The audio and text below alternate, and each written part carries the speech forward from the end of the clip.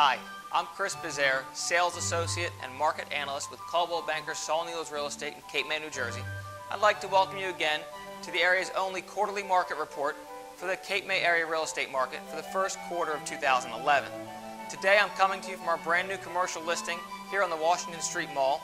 This commercial listing consists of Acamia Restaurant, as well as La Patisserie Bakery, and Pearls Boutique, which is just next door. For more information on this listing, you can click the featured listing link here in the newsletter. Now let's get to the quarterly market report for the first quarter 2011 for the Cape May area.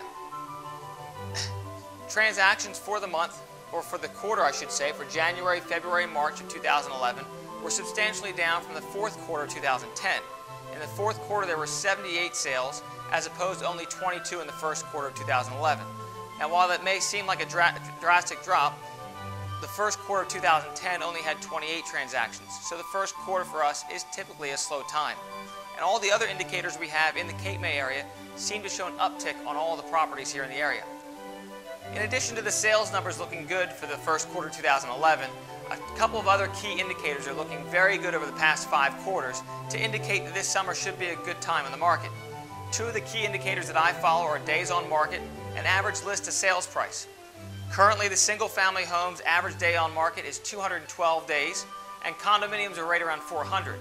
Now, while those numbers seem high, when you take the current inventory here in Cape May and the Cape May area, we now have a 1.8-year supply of single-family homes on the market, as well as a 2-year supply of condos on the sales market.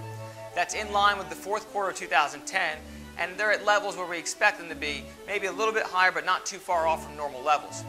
More importantly, the list to ask price for properties and sales price in the area has now increased for the last 5 quarters for single-family homes, and we're now at a 91% sales to ask price on single-family homes. We're also at 90% on condos and townhomes. That 90% number is a key indicator to show that things are priced accordingly and that also people are buying things at the right levels. Those are 2 key numbers to keep an eye out, and since they've gone up for the last 5 quarters, I now expect them to level off at these current levels. Finally, looking at the towns of West Cape May and Cape May Point, things stay steady out there even though they are slower than Cape May City. There were 2 transactions in West Cape May for the first quarter of 2011 and 1 transaction in Cape May Point for 2011, which is the same we had in 2010.